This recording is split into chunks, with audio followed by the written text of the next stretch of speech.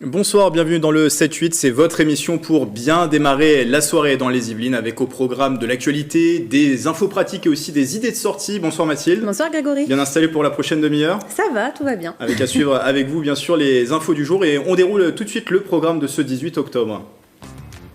Journée de grève interprofessionnelle à l'appel de plusieurs syndicats pour le pouvoir d'achat. Ça a été très compliqué aujourd'hui dans de nombreux secteurs. On fait le point dans les informations du jour également. Cette mobilisation à Versailles à l'occasion de la Journée mondiale contre la douleur.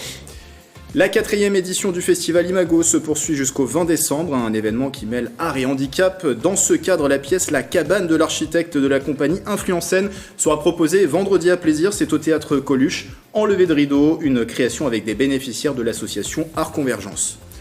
Et puis nous partirons à Rézeux. En fin d'édition, la naturaliste Solène Boivin vous fait découvrir la haute vallée de Chevreuse au cours de balades commentées. Elles se tiennent tout au long de l'année avec un spectacle naturel qui évolue au gré des 4 saisons.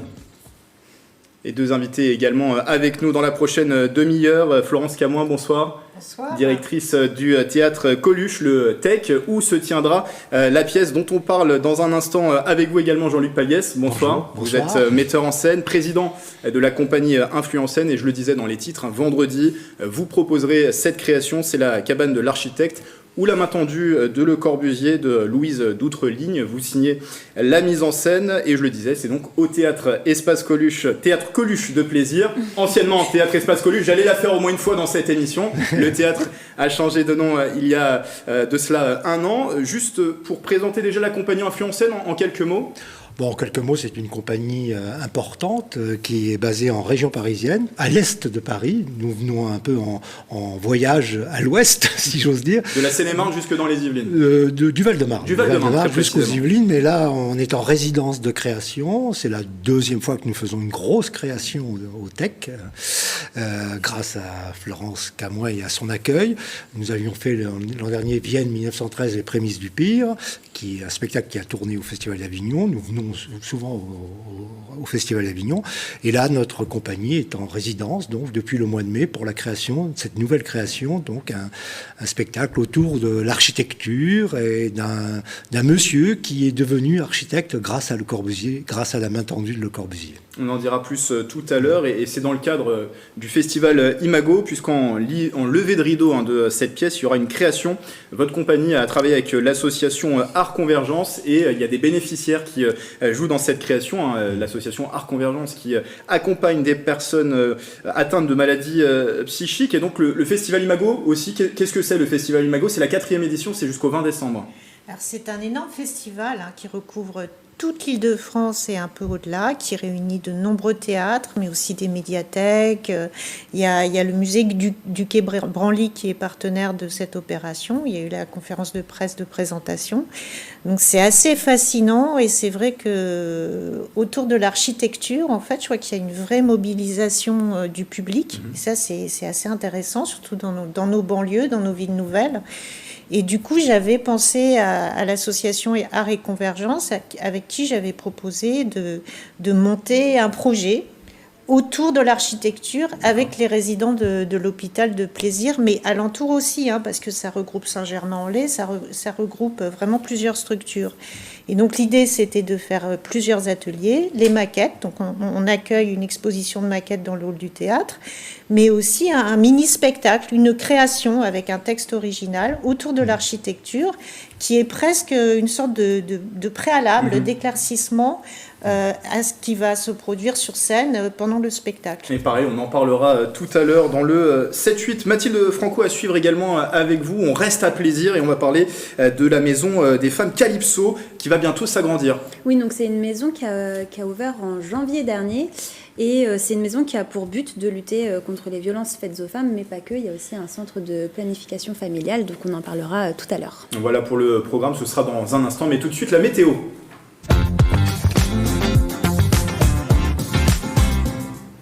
Demain, mercredi 19 octobre, jour de la Saint-René, il devrait y avoir des conditions similaires à aujourd'hui dans les Yvelines.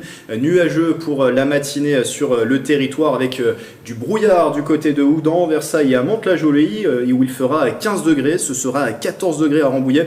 Le soleil où est-il? C'est la question qu'on pourra se poser également demain, mais vous en apercevrez peut-être quelques rayons. Rassurez-vous, dans l'après-midi, c'est toujours très doux pour une mi-octobre, 20 degrés à Versailles, Rambouillet et Mantes-la-Jolie, 21 degrés à Houdan. De la pluie est annoncée pour la journée de jeudi.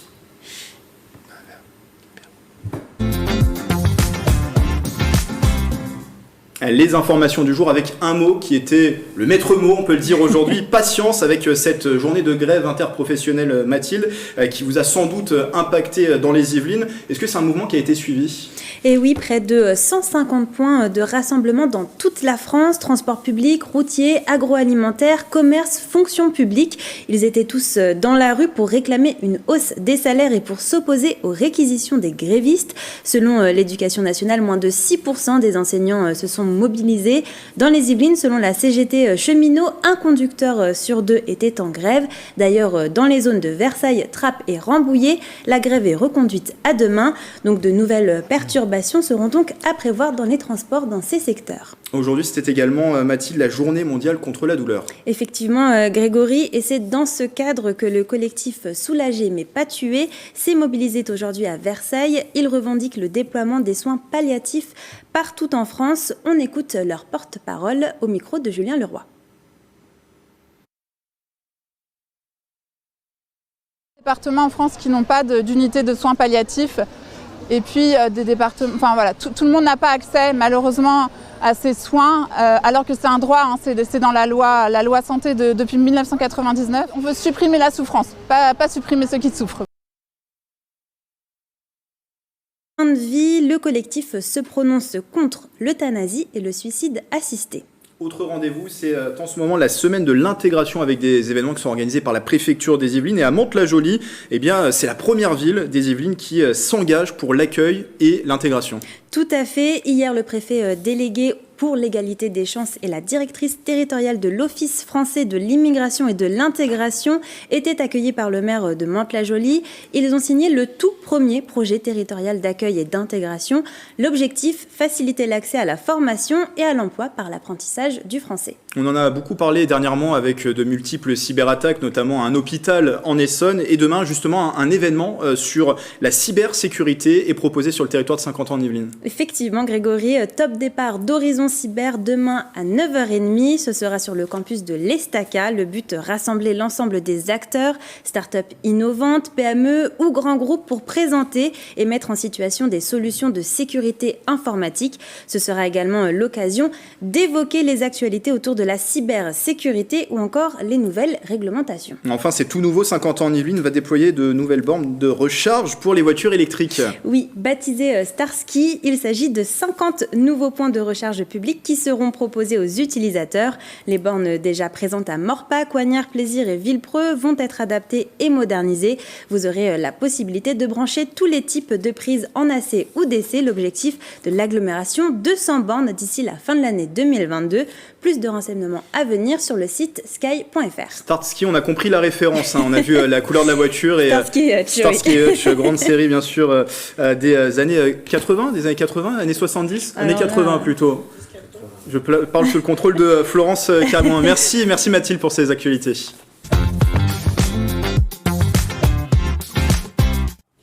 Mais je vous garde encore quelques minutes, Mathilde, puisqu'avec vous, on va parler de la maison Calypso. C'est un équipement qui a ouvert en janvier dernier à Plaisir. Tout à fait, Grégory, on en parlait tout à l'heure. Cette maison donc a pour but de lutter contre les violences faites aux femmes. Au total, ce sont une douzaine de professionnels qui les accueillent chaque semaine. Et le site souhaite s'agrandir. Une nouvelle maison va bientôt voir le jour. On regarde le reportage de Michael Elmidoro et de Mélanie Poquet. Un nouveau site à quelques mètres seulement pour continuer à accompagner les femmes victimes de violences. L'extension de la maison Calypso devrait voir le jour d'ici 2024. Depuis son ouverture en janvier 2022, le premier établissement a accueilli 187 femmes. Le plus grand succès pour Calypso, ce sera quand elle pourra fermer, quand on n'aura plus besoin de nous. Voilà. Alors bon, le monde est monde et on sait malheureusement que ce besoin va perdurer dans le temps. On a 5-6 pièces. On voit bien que les besoins sont plus importants que ça, puisque le parcours d'une femme peut durer 1 an et demi. C'est pas, on la voit une fois et puis ça s'arrête là. Non, elle a besoin de venir, de revenir, de cheminer. Elle a besoin de participer à des ateliers de reconstruction de soi. Et donc ça prend du temps. Inspiré de la Maison des femmes de Seine-Saint-Denis, Calypso regroupe une douzaine de praticiens, sages-femmes, conseillers conjugales, psychologues, un développement qui a attiré l'œil de la délégation aux droits des femmes de l'Assemblée nationale. Pour moi, c'est important de venir en délégation et de venir constater sur place et rencontrer, parce que je crois qu'on a beaucoup de travaux et d'auditions. Finalement, le fait de venir rencontrer, ça nous permet d'appréhender les fonctionnements qui marchent tout simplement. Au cours d'une année, 213 000 femmes sont victimes de violences physiques et sexuelles. Elles sont 93 000 victimes de viol ou de tentatives de viol. Et on l'a vu, Mathilde, c'est un service important pour les Plaisiroises et aussi les habitants des environs de plaisir. Tout à fait. En fait, du coup, comme je le disais, il y a une douzaine de professionnels et un centre de planification familiale pour parler de tout ce qui est avortement, maladies sexuellement transmissibles. Et puis, il y a également un gynécologue obstétricien, pas facile à dire, qui s'occupe des mutilations sexuelles. Ils ont également une assistante juridique et aussi ils collaborent avec le commissariat de plaisir, du coup, pour faciliter les dépôts de plainte des femmes. Donc, c'est vraiment un suivi global pour écouter et également soutenir les femmes. Je rappelle Maison Calypso qui a ouvert en janvier dernier à Plaisir. On ouvre une page culture, on reste à Plaisir, mais on va parler culture à présent.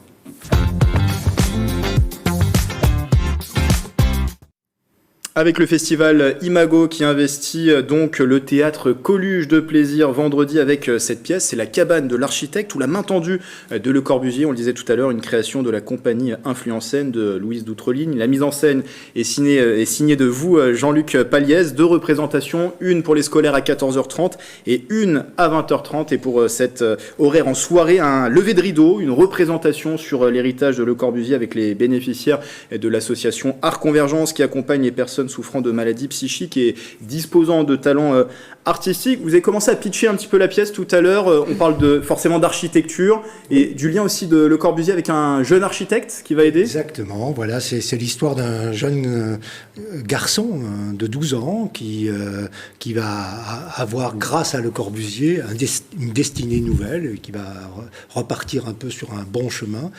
Il va devenir architecte lui-même. Là, au moment de la pièce, on le prend à 30 ans. Il est déjà architecte au cabinet Le Corbusier et il apprend la mort de Le Corbusier, donc il retourne à Cap-Martin et à partir de là, il décide de suivre le cercueil, les étapes du cercueil.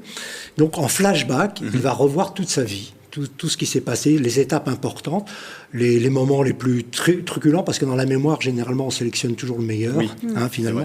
Eh bien, cette mémoire, on va la voir sur le plateau. D'accord. Et puis, au théâtre, on fait revivre les morts. Donc, on va voir Le Corbusier lui-même sur le plateau. On va voir aussi tous les personnages de cette époque. C'est-à-dire qu'on va couvrir quand même les 30 glorieuses. On couvre à peu près 50 ans de la vie de cet homme.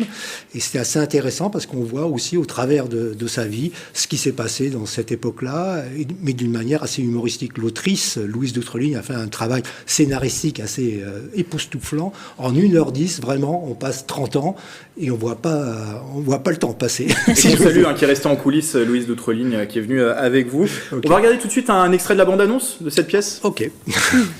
J'ai un château de 3,66 m par 3,66 m. Un château où séjourne l'architecte le plus mal logé de la côte. Les échanges entre lui et moi n'étaient pas ceux d'un grand maître à un élève, non. Qui me parlait et qui faisait rêver le gosse que j'étais. Il m'a donné des conseils. Voilà, comme ça. Tu regardes. Alors c'est une pièce, on le disait, qui a été en résidence au théâtre Coluche. Juste une question avant de vous poser également la question à vous. Pourquoi la figure du Corbusier? Pourquoi choisir la figure de Le Corbusier? Pourquoi parler d'architecture? Je vais vous poser la question aussi dans un instant, Madame Camoin. C'est-à-dire que Le Corbusier, vous savez, pour beaucoup de gens, c'est le père ou le grand-père des HLM, des bâtiments et tout ça. Ce qui n'est pas du tout vrai, mais on dit souvent c'est la faute à Le Corbusier s'il y a tout ça. On l'a même entendu il n'y a pas très longtemps par un ministre. Donc non, c'est pas vrai, c'est pas de sa faute. Malheureusement, c'est la faute de certains héritiers, on pourrait dire, mais c'est pas de sa faute à lui. Donc c'est intéressant d'y aller voir de plus près. Et puis là, ce qu'on fait dans le spectacle, c'est montrer un Le Corbusier un tout petit peu plus humaniste, inattendu aussi, hein, parce que justement, on essaye un peu de déjouer ce qu'on croit connaître. Parce que des fois, on croit connaître les choses, mais en fait, non. Donc le théâtre est là aussi pour donner quelques pistes et donner quelques explications nouvelles. Vous en avez parlé un peu tout à l'heure, Florence Camoin. Pourquoi justement travailler sur l'architecture? Pourquoi aussi accueillir cette compagnie en résidence? On va parler aussi, dans un sens, ce lever de rideau dans le cadre du Festival Imago. Déjà, je trouve formidable de pouvoir accueillir des compagnies en résidence parce que c'est une grande porte ouverte à tous les spectateurs. Ça permet aussi de ne pas en faire des consommateurs de théâtre, mais des personnes qui s'investissent dans les sujets. Or, pour moi, l'architecture, c'était autant, et surtout en parlant de Le Corbusier, c'est autant un sujet historique qu'un sujet d'actualité. Ça parle extrêmement d'aujourd'hui. C'est-à-dire qu'en fait, il est important pour les gens de savoir d'où ils viennent, pourquoi ils habitent ces grands ensembles, pourquoi il y a des villes nouvelles comme Saint-Quentin, l'histoire du béton. Donc pour moi, c'était une immense porte ouverte pour le public. Et d'ailleurs, aujourd'hui, voilà ce qui se passe. On a une scolaire qui regroupe des collégiens de plein d'établissements avec des enseignants qui, eux, sans même savoir que j'allais monter ce projet, travaillaient de leur côté sur l'architecture. Ça rejoint les préoccupations de l'hôpital de plaisir et de ses résidents qui se sont passionnés pour ce sujet. En fait, c'est ça qui est formidable, c'est d'être une occasion de rassembler les habitants d'une ville et des villages environnants et de Saint-Quentin autour d'un sujet fort. Et c'est dans le cadre, on le disait, du festival Imago, puisqu'en levée de rideau, donc 20h30, pour la séance de 20h30, il y a une création également sur l'héritage de Le Corbusier par les participants de l'atelier théâtre mené par Art Convergence avec la compagnie justement Influence Scène. La mise en scène est signée d'Alain Guillot avec le concours d'Oscar Clark, Pierre Leroy, Christine, Claude, Denis, Élie, Luc, Mehdi, Nancy, Noël, Sarah, Stéphane, Tanguy et Thibaut. Voilà, comme ça, ils sont tous cités. Super. Pourquoi cette collaboration, qu'est-ce qui vous a intéressé? Pourquoi travailler sur art et handicap, justement? C'était formidable, parce que le commun de ce sujet, c'est que tout le monde habite. On habite tous quelque part. Hein. Voilà, donc il faut essayer de comprendre pourquoi et comment. On habite d'ailleurs dans des endroits absolument différents. Et cette différence, elle fait le commun aussi. Voilà. Et donc nous, au théâtre, on aime bien cette histoire-là. Et c'est vrai que les comédiens ont tout de suite répondu d'accord. Alain Guillot, Oscar Clark, qui jouent dans le spectacle, qui sont des comédiens formidables, professionnels. Et ils sont investis à fond dans ce projet. Donc ils ont fait des ateliers avant les vacances de formation pour initier un peu les participants à la technique théâtrale. Et puis depuis la rentrée, ils font vraiment, ils bâtissent 10 minutes d'un vrai spectacle professionnel, vraiment que ça va être présenté sur le grand plateau devant notre scénographie qu'on a occulté d'un rideau, mais voilà, ils vont avoir la chance de jouer devant un public sur le grand plateau, et pour nous, c'est formidable, vraiment. Et puis alors, ils se sont investis, hein, ça a été extraordinaire. Et aussi, ce qui est formidable, et pour nous, c'est magique, c'est le respect qu'ils ont les uns vis-à-vis des autres. Ils ont tous des handicaps mentaux et tout ça, mais ils se respectent, ils s'apprécient. Enfin, ce que m'a dit Alain, c'est formidable, quoi. Qu'est-ce que ça leur apporte, Florence Camoin, de pouvoir jouer, de pouvoir s'exprimer au travers de l'art du théâtre? Je pense qu'on a tous besoin de vivre dans la passion et de découvrir cet univers du théâtre. J'espère que ça va les pousser à aller plus loin et surtout à ce qu'ils prennent vraiment conscience de leurs valeurs et que finalement, quel que soit le handicap qu'on peut avoir, on est tous des handicapés quelque part, façon, hein, oui. Sûrement, certainement. Donc se dire, on s'en fout, nous on peut être acteurs, on peut monter sur scène, on peut jouer devant un public. Et puis demain, on fera autre chose, ou on fera la même chose, mais on va aller de l'avant, quoi. Et c'est une espèce de valorisation. Et puis je pense que pour tout le monde, pour les gosses, pour les adultes, pour tout le monde, ça fait du bien de monter sur une scène. Ça fait un bien fou. Et on a compris l'enrichissement des deux côtés, du côté des comédiens. Et je dois dire que l'association Art et Convergence est une association formidable, animée de main de maître par Laurence Dupin. Je la cite parce qu'elle a fait un boulot incroyable pour que tout ça puisse avoir lieu. C'est vraiment exceptionnel d'avoir des associations qui s'investissent comme ça sur un territoire pour aider, valoriser des gens. Moi, je ne demande qu'à aider. Hein. Eh bien, bravo à vous également. Et la restitution donc de tout cet cet atelier sera vendredi en levée de rideau, je vous le disais, pour environ 15 minutes sur l'héritage de Le Corbusier. Et d'ailleurs, c'est gratuit, dans la limite des places disponibles. On vous rappelle ce rendez-vous, c'est 20h, 20h30 même à plaisir au théâtre Coluche. 14h30, c'est la représentation pour les scolaires, ce qui vous est indiqué sur... Scolaires et autres personnes. C'est vraiment multi-âge. Il y a 40 résidents de l'hôpital qui ne sont pas en capacité de venir le soir, qui viennent donc à la représentation scolaire. Parce que c'est bien aussi, il y a des personnes âgées qui viennent l'après-midi, c'est aussi le mélange des personnalités, des âges, des cultures, de tout. Et si on peut revoir juste la petite animation pour avoir le site internet pour trouver toutes les informations sur notamment la réservation de ces places. Merci Florence Camoin, merci Jean-Luc Paliès d'être venu parler de cet événement qui a lieu donc vendredi du côté de Plaisir.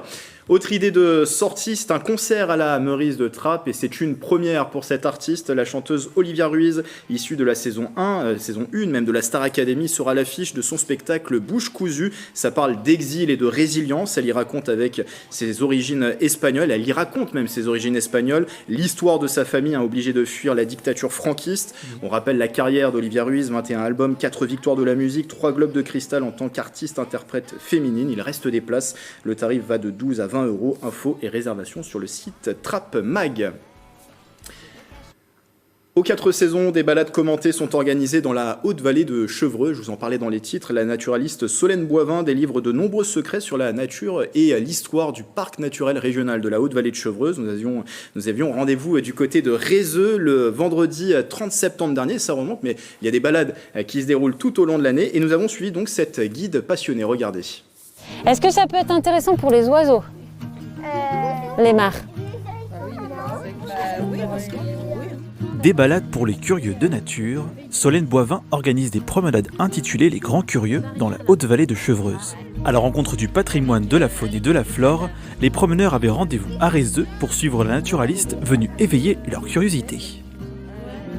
La commune a mis en place différents petits jardins pour protéger la biodiversité. Donc c'est vrai que moi je vais parler de toutes ces actions comme l'arrêt de l'utilisation des pesticides qui est très importante pour sauvegarder tous ces milieux qui sont riches et qui accueillent vraiment beaucoup d'espèces vivantes. Une balade entre nature et patrimoine sur les traces de Robert Doisneau. L'artiste, célèbre pour ses photographies d'après-guerre, a immortalisé des instants de vie à Rézeux.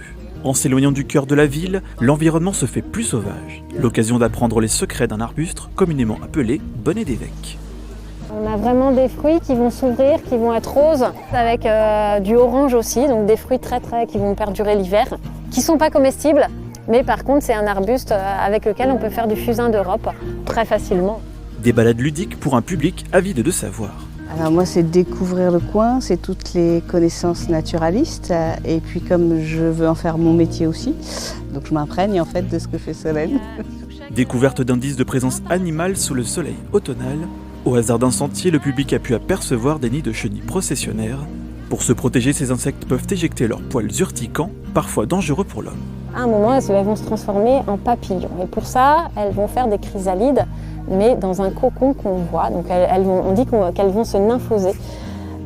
Donc la processionnaire du chêne, elle va se nymphoser sur le tronc des chênes. C'est ce qu'on voit sur ce chêne-là. Si vous êtes un amoureux de la nature et de l'histoire, sachez que ces balades commentées se déroulent tout au long de l'année. Prochain rendez-vous à Gambézeuil le vendredi 4 novembre à la découverte des plantes sauvages protégées et de l'arbre girafe. Florence Camoin, Jean-Luc Paliès, vous aviez l'air intéressé. Peut-être après la représentation de vendredi, une petite balade en vallée de Chevreuse ce week-end ? Absolument, c'est magnifique. Tous ces fruits nouveaux et tout ça, magnifique. On a un beau département, oui, faut en profiter. La nature est magnifique à l'automne. On a l'occasion de se balader à TV78. Le week-end dernier, vous êtes allé cueillir des champignons en forêt. Vous êtes bien informé, Grégory. Oui, j'ai eu l'opportunité d'aller cueillir des champignons samedi matin et c'était tout aussi chouette de faire ce sujet avec des mycologues experts. C'était très intéressant. Il y avait des champignons vénéneux ? Oui, on en a vu des mortels. Il faut vraiment faire attention et c'est important de le rappeler parce que en fait, finalement, il y a plus de champignons mortels et toxiques que de champignons comestibles. C'est vrai que le champignon est hypocrite. Comme les acteurs. Hypocrite, c'est le nom de l'acteur. Hypocrites en grec. Moi, je suis une spécialiste de la cueillette des C'est vrai champignons. J'ai fait ça pendant des années et ça me manque terriblement. Ah oui. Ouais. Bah, vous avez l'opportunité de faire des sorties cueillette de champignons avec ces mycologues. On aura l'occasion d'en reparler un peu plus tard sur TV 78. Avant de se quitter, un dernier mot de météo.